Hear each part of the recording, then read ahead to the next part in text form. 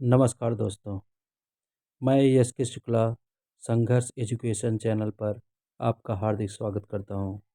दोस्तों, ये 4500 प्रश्नों की श्रृंखला है। तो इस श्रृंखला में आज हम 16वां सेट लेकर आए हुए हैं। तो चलते हैं आज के प्रश्नोत्तरी पर। हमारा सबसे पहला प्रश्न है, आदिकाल को आदिकाल नाम किसने दिया? आप इसका उत्तर दें।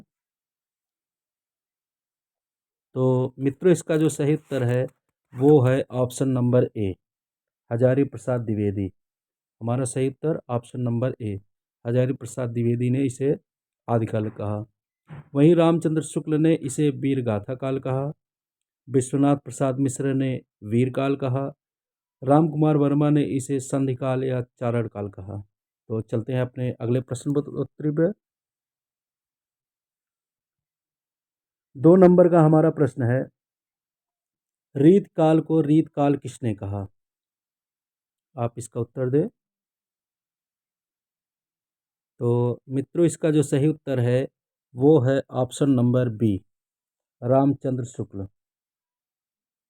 रामचंद्र शुक्ल ने रीतकाल को रीतकाल कहा। वहीं जॉर्ज ग्रियर्सन ने इसे रीतकाव्य कहा। मिश्र बंधुओं ने इसे अलंकृत काल कहा और विश्वनाथ प्रसाद मिश्र ने इसे श्रृंगार काल कहा। तो चलते हैं अपने अगले प्रश्न पर। 3 नंबर का हमारा प्रश्न है, हिंदी साहित्य का आदिकाल संवत 1050 से लेकर संवत 1375 तक, अर्थात महाराजा भोज के समय से लेकर हमीर देव के समय के कुछ पीछे तक माना जा सकता है। यह कथन किसका है? आप इसका उत्तर दें। तो मित्रों, इसका जो सही उत्तर होगा वो है option number C, Ramchandra Shukla. हमारा सही उत्तर ऑप्शन नंबर सी। और वहीं हजारी प्रसाद द्विवेदी हिंदी साहित्य की भूमिका, जो कि 1940 में इसकी रचना की। ग्रियर्सन ने the modern vernacular literature of Hindustan की रचना की। और रामचंद्र शुक्ल ने हिंदी साहित्य का इतिहास 1929 में इसकी रचना की। तो चलते हैं अपने नेक्स्ट क्वेश्चन पर। 4 नंबर का हमारा प्रश्न है, मनहु कला ससभान कला 1692 किससे लिया गया है? अर्थात हमें ये बताना है ये कविता किसकी है। तो मित्रों, इसका जो सही उत्तर है वो है option number D, Prithviraj Raso. और इसे जो है चंद्रबरदाई ने इसे पूरा, इसके जो लेखक हैं वो चंद्रबरदाई हैं। वहीं कीर्ति पताका, कीर्ति लता, ये विद्यापति की है, जो कि मैथिल कोकिल बोले जाते हैं। बीसल देव रासो जो है नरपत नाल का है। तो चलते हैं अपने अगले प्रश्न पर। 5 नंबर का हमारा प्रश्न है, भला हुआ जो मारिया किसका कथन है? आप इसका उत्तर दें। तो मित्रों, इसका जो सही उत्तर है वो है ऑप्शन नंबर डी, हेमचंद। हमारा सही उत्तर ऑप्शन नंबर डी। और हेमचंद को कलिकाल, सर्वज्ञ और अपभ्रंश का पाणिनि भी कहा जाता है। वहीं सरहपा की हिंदी का प्रथम कवि इन्हें माना जाता है। विद्यापति की प्रसिद्धि जो है कीर्तिलता, कीर्ति पताका और पदावली है, और इसे मैथिल कोकिल भी कहा जाता है। वहीं स्वयंभू को अपभ्रंश का प्रथम कवि माना जाता है डॉक्टर राम कुमार वर्मा के द्वारा। और इनकी प्रसिद्धि रचना जो है पाउंचरी है। तो चलते हैं अपने नेक्स्ट क्वेश्चन पर। 6 नंबर का हमारा प्रश्न है, गाहा या गाथा कहने पर किसका बोध होता है? आप इसका उत्तर दें। तो मित्रों, इसका जो सही उत्तर होगा वो है ऑप्शन नंबर ए, गाहा या गाथा कहने पर प्रकृति का बोध होता है। तो चलते हैं अपने अगले प्रश्न पर। 7 नंबर का हमारा प्रश्न है, दोहा या दूहा कहने से किसका बोध होता है? आप इसका उत्तर दें। तो मित्रों, इसका जो सही उत्तर है वो है ऑप्शन नंबर सी, अपभ्रंश। हमने पहले बताया गाहा या गाथा कहने पर प्राकृत का बोध होता है। दोहा या दूहा अगर आ जाए तो वहाँ जो है अपभ्रंश का बोध होता है। तो चलते हैं अपने अगले प्रश्न पर। 8 नंबर का हमारा प्रश्न है, महासुखवाद का प्रवर्तक किस शाखा से हुआ है? आप इसका उत्तर दें। महासुखवाद का प्रवर्तक किस शाखा से हुआ है? तो मित्रों, इसका जो सही उत्तर होगा वो है ऑप्शन नंबर ए, वज्रयान शाखा। हमारा सही उत्तर वज्रयान शाखा। अब महासुखवाद का मतलब ये होता है कि आनंद स्वरूप ईश्वरत्व को हम महासुखवाद कहते हैं। तो चलते हैं अपने अगले प्रश्न पर। 9 नंबर का हमारा प्रश्न है, किस विद्वान ने रासों की उत्पत्ति रासक से माना है? काफ़ी इम्पोर्टेंट क्वेश्चन है और कई परीक्षाओं में यह पूछा गया प्रश्न है, तो आप इसका उत्तर दें। तो दोस्तों, इसका जो सही उत्तर होगा वो है option number B, Hazari Prasad Dwivedi. हमारा सही उत्तर ऑप्शन नंबर बी। वहीं रामचंद्र शुक्ल ने इसे जो है रासों की उत्पत्ति रसायन से माना है। गार्सद ताशी ने राज सुई से माना है। तो चलते हैं अपने अगले प्रश्न पर। 10 नंबर का हमारा प्रश्न है, पृथ्वीराज रासो को किसने सुख या सुवि की संवाद के रूप में माना है? आप इसका उत्तर दें। तो दोस्तों, इसका जो सही उत्तर होगा वो है ऑप्शन नंबर ए, हजारी प्रसाद द्विवेदी ने सुख या सुखी संवाद के रूप में पृथ्वीराज रासो को माना है और इसके जो रचनाकार है वो चंद्र बरदाई जी हैं। तो चलते हैं अपने अगले प्रश्न पर। 11 नंबर का हमारा प्रश्न है, यह अर्थात पृथ्वीराज राक्षसों के बारे में है, एक राजनीतिक महाकाव्य है। दूसरे शब्दों में राजनीति का महाकाव्यात्मक त्रासदी है। किसका कथन है? आप इसका उत्तर दें। तो दोस्तों, इसका जो सही उत्तर है वो है option number A, doctor Bachchan Singh की यह कथन है। और डॉक्टर बच्चन सिंह की जो प्रसिद्ध इतिहास ग्रंथ है वो है हिंदी साहित्य का दूसरा इतिहास, जो कि 1996 ईस्वी में इसे प्रकाशित किया गया था। तो चलते हैं अपने नेक्स्ट क्वेश्चन पर। 12 नंबर का हमारा प्रश्न है, किस ग्रंथ में आल्हा ऊदल नामक दो सरदारों की वीरता का वर्णन है? आप इसका उत्तर दें। तो मित्रों, इसका जो सही उत्तर है वो है Parmal Raso, option number B, Parmal Raso. इसके रचनाकार जगनिक जी हैं। वहीं पृथ्वीराज रासो चंद्र बरदाई हैं। बीसल देव रासो नरपत नाल जी हैं और खुमार रासो दलपत विजय द्वारा रचित है। तो चलते हैं अपने नेक्स्ट क्वेश्चन पर। 13 नंबर का हमारा प्रश्न है, बीसल देव रासो किसकी रचना है? आप इसका उत्तर दें। तो मित्रों, इसका जो सही उत्तर होगा वो है ऑप्शन नंबर बी, नरपत नाल। हमारा सही उत्तर ऑप्शन नंबर बी।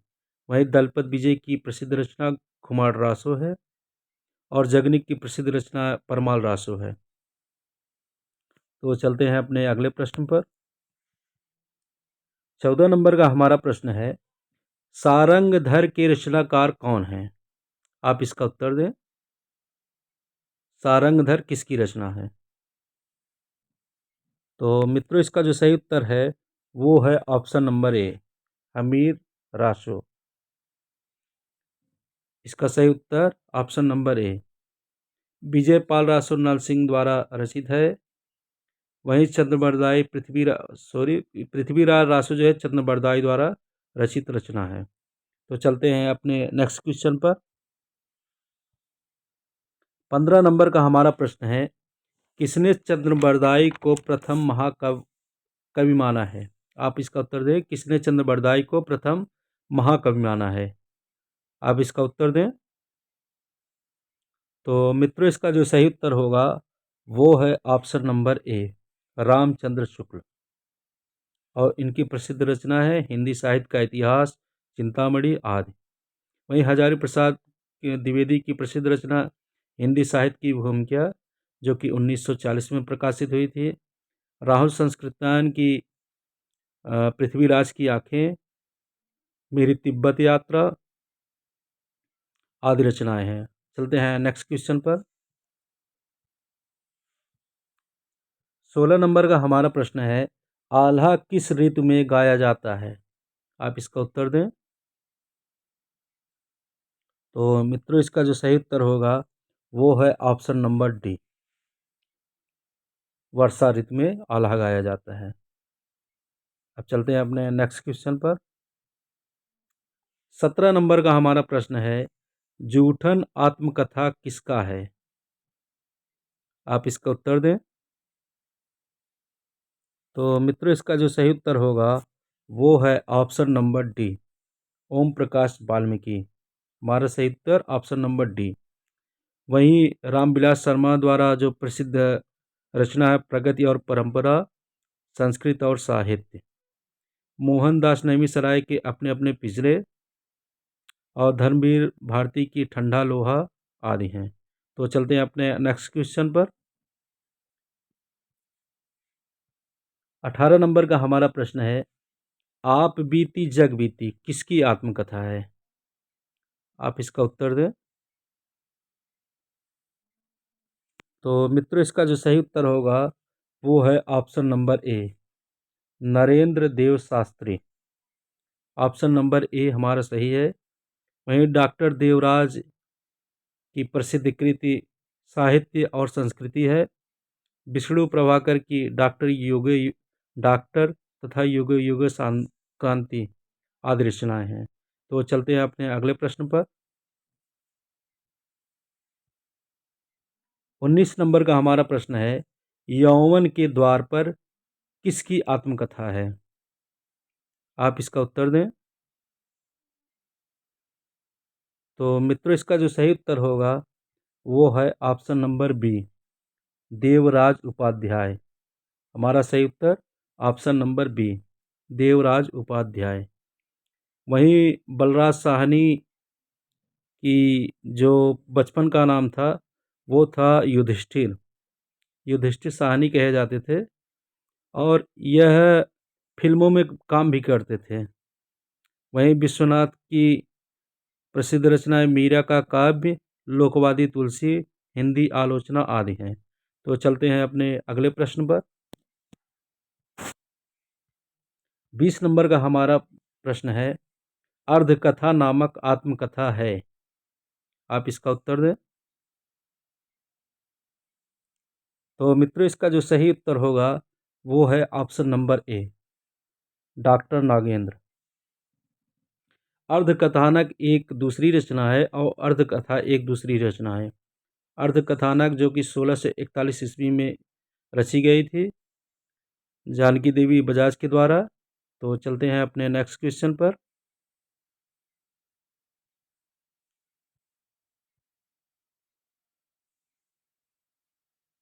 हमारा 21 नंबर का प्रश्न है, जिस समास में दोनों अथवा सभी पद प्रधान हो उसे कौन सा समास कहते हैं? आप इसका उत्तर दें। तो मित्रों, इसका जो सही उत्तर होगा वो है ऑप्शन नंबर सी, द्वंद्व समास। वहीं द्विग समास को हम संख्यावाची अर्थात जिसमें संख्या हो, जैसे पंचवटी, तो इसमें जो क्या अर्थात संख्या आ जा रही, तो इसलिए हम इसे द्विग समास कहेंगे। अव्ययी समास ऐसे होते हैं जिसमें जो है प्रथम जो है उपसर्ग लगा हो, ऐसे शब्द जो है अव्ययी समास होते हैं। वहीं कर्मधारय में ऐसे शब्द जो एक विशेष और दूसरा विशेष हो उसे कर्मधारय समास कहते हैं। तो चलते हैं अपने अगले प्रश्न पर। 22 नंबर का हमारा प्रश्न है, दही बड़ा में कौन सा समास है? आप इसका उत्तर दें। तो मित्रों, इसका जो सही उत्तर होगा वो है ऑप्शन नंबर बी, तत्पुरुष समास। हमारा सही उत्तर ऑप्शन नंबर बी। अब चलते हैं अपने अगले प्रश्न पर। 23 नंबर का हमारा प्रश्न है, अलंकार के कितने भेद होते हैं? आप इसका उत्तर दें। तो मित्रों आपने सोच लिया होगा और इसका जो सही उत्तर होगा वो है ऑप्शन नंबर डी, उपरोक्त सभी। अर्थात अलंकार के 3 भेद होते हैं। पहला शब्दालंकार, दूसरा अर्थालंकार, तीसरा उभयालंकार। तो चलते हैं अपने नेक्स्ट क्वेश्चन पर। 24 नंबर का हमारा प्रश्न है, श्रृंगार रस का विरोधी रस कौन है? आप इसका उत्तर दें। तो मित्रों इसका जो सही उत्तर होगा वो है ऑप्शन नंबर डी, उपरोक्त सभी। अर्थात श्रृंगार रस का जो विरोधी रस है, करुण रस, वीभत्स रस, रौद्र रस, ये तीनों जो है रस ये श्रृंगार रस के विरोधी हैं। तो चलते हैं आज के अंतिम प्रश्न पर। तो दोस्तों आज का अंतिम प्रश्न जो है, रौद्र रस का अस्थाई भाव क्या है? आप इसका उत्तर दें। तो दोस्तों इसका जो सही उत्तर होगा वो है ऑप्शन नंबर ए, क्रोध। हमारा सही उत्तर है ऑप्शन नंबर ए, क्रोध। वहीं उत्साह का अस्थाई भाव जो है वीर रस होता है, विस्मय का अद्भुत, हास्य का हास्य अस्थाई भाव होता है। तो मित्रों इस तरह से हमने आज फिर 25 प्रश्न किए हैं। और यदि आपको हमारा ये वीडियो पसंद आया हो तो आप वीडियो को लाइक, शेयर, सब्सक्राइब ज़रूर करें। धन्यवाद दोस्तों, आपका दिन शुभ हो।